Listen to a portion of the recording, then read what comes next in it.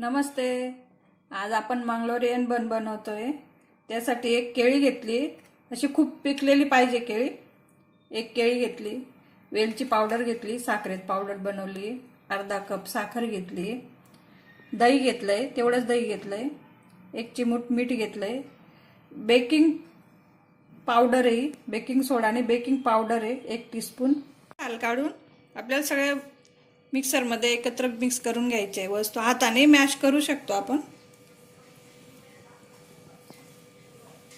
भरपूर अशी पिकलेली केळी घ्यायची।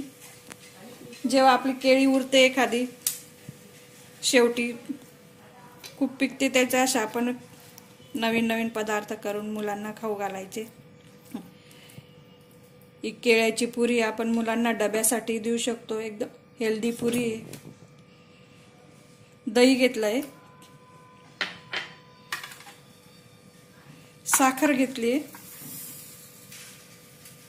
सगळं एकत्र करून आपण मिक्सर मधून पेस्ट करून घेणार आहे मी। मीठ 1 चिमूट, मीठाने गोड वाढतो। वेलची पावडर, बेकिंग पावडर, केळं, दही, साखरचं मिश्रण मिक्सर मधून काढून घेतलं। एक मोठ्या बाउल मध्ये काढून घेऊ आपण। हाताने मॅश करू शकतो आपण, पण हे एकदम स्मूथ होतं आणि साखरही लवकर विरघळते। त्याच्यात मी मैदा घालते।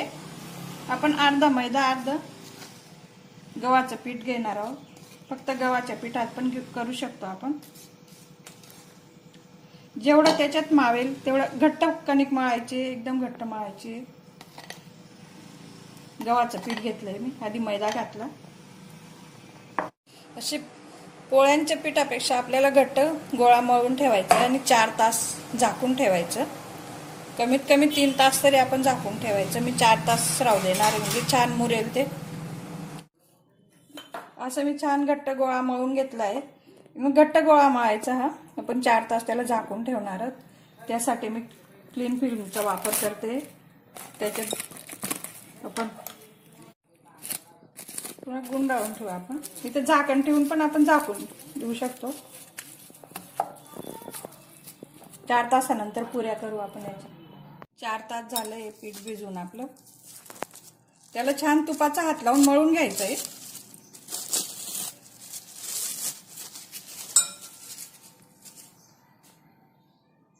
थोडं तूप घेते मी हातावर। मस्त मुरलंय ते, छान मुरलंय 4 तासात। मी 5 मिनिटं छान मळून घेतलं त्याला, नरम झाला आता ती कणिक आपली। त्याचे छोटे छोटे गोळे करून घेते मी। थोडे नेहमीच्या पुरीपेक्षा मोठी जाड पुरी करायची आपल्याला। असे सगळे गोळे करून घेतले मी। नेहमीच्या पुरीपेक्षा थोडे मोठे गोळे केले। पोळपाटवर लाटून घेऊ त्याला। आता थोडीशी जाड सरस पुरी लाटायची।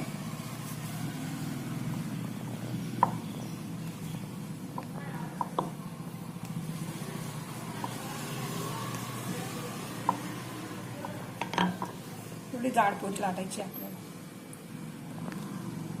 तेल ठेवलंय मी तापायला। तेल तापलंय, आपण एक पुरी सोडू देतो।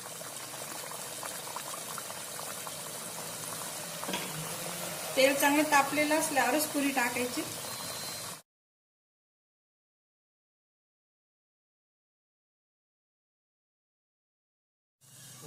अशी सोनेरी कलर आला तोपर्यंत तळून घ्यायची, म्हणजे आतमध्ये पण छान शिजून येईल, तळून येईल ते। मंगलोरियन बन तयार झाले आपले तळून।